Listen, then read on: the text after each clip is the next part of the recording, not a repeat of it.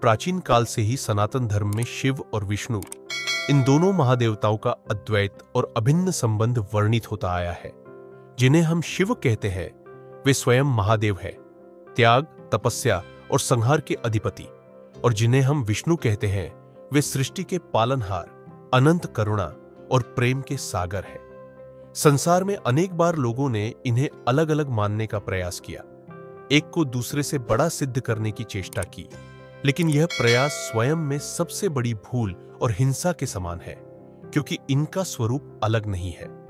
सत्य तो यह है कि जब नारायण इष्ट होते हैं तो शिव गुरु बन जाते हैं, और जब शिव इष्ट होते हैं तो नारायण गुरु बन जाते हैं।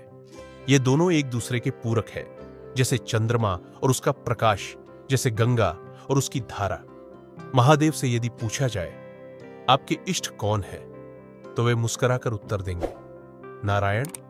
और यदि यही प्रश्न नारायण से किया जाए आपके इष्ट कौन है, तो वे स्नेह भरी दृष्टि से कहेंगे महादेव। इसलिए इनमें बड़ा कौन है, इस विवाद में पड़ना व्यर्थ है।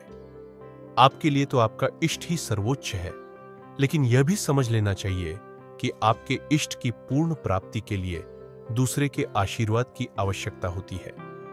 यदि आप विष्णु के भक्त हैं तो शिव की कृपा अनिवार्य है, और यदि आप शिव के साधक हैं तो विष्णु की अनुकंपा ही आपके मार्ग को पूर्ण करेगी। मान लीजिए कोई परम कृष्ण भक्त है तो उसे प्रतिदिन महादेव पर जल चढ़ाना चाहिए, बेलपत्र अर्पित करना चाहिए और उनके हृदय को प्रसन्न करना चाहिए, क्योंकि यही महादेव गोपेश्वर के रूप में वृंदावन में स्थित है।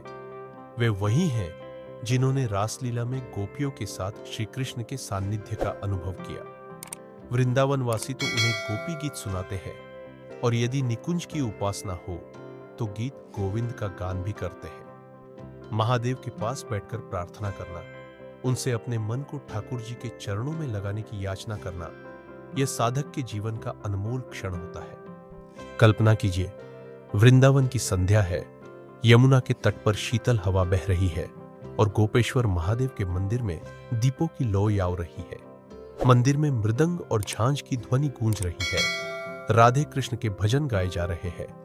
उसी समय आप अपने हाथों में जल का कलश लिए महादेव का अभिषेक कर रहे हैं। जल की हर बूंद के साथ आपका मन निर्मल हो रहा है और आप बेलपत्र अर्पित करते हुए कह रहे हैं, हे गोपेश्वर महादेव, मेरी ऐसी कृपा कीजिए कि मेरा मन सदा सर्वदा श्री कृष्ण के चरणों में स्थिर हो जाए। महादेव केवल विनाश के देवता नहीं है, वे भक्तों के भाव को समझने वाले, उनके अंतःकरण को शुद्ध करने वाले और ईश्वर तक पहुंचाने वाले परम गुरु हैं। जो साधक इस रहस्य को जान लेता है वह कभी भी इन दोनों देवताओं में भेद नहीं करता। वह जानता है कि कृष्ण का प्रेम शिव की कृपा से और प्रबल होता है, और शिव की तपस्या विष्णु की भक्ति से और पावन होती है। भक्ति का मार्ग कोई प्रतियोगिता नहीं है, यह तो सह अस्तित्व और प्रेम का मार्ग है। जो कृष्ण से प्रेम करता है वह शिव का भी आदर करता है, और जो शिव का पूजन करता है वह विष्णु के प्रति भी उतना ही समर्पित होता है। यही कारण है कि हमारे शास्त्रों में इन दोनों की महिमा का गुणगान साथ साथ किया गया है। तो अपने इष्ट का पूजन पूर्ण श्रद्धा से करें, लेकिन दूसरे देवता का भी सम्मान अवश्य करें। यदि आप वृंदावन में हैं तो गोपेश्वर महादेव के दर्शन किए बिना अपनी यात्रा अधूरी न माने, और यदि आप कैलाश के पथिक हैं तो मन ही मन नारायण का नाम स्मरण अवश्य करें। अंततः महादेव और नारायण ये दोनों किसी भी साधक के लिए दो अलग मार्ग नहीं, बल्कि एक ही परम लक्ष्य की ओर जाने वाले समानांतर पथ है। इन दोनों में से किसी एक की कृपा प्राप्त करके ही आप अपने इष्ट तक पहुंच सकते हैं। और जब यह समझ आपके हृदय में उतर जाती है तो भक्ति का मार्ग सहज, मधुर और परम मंगलमय हो जाता है।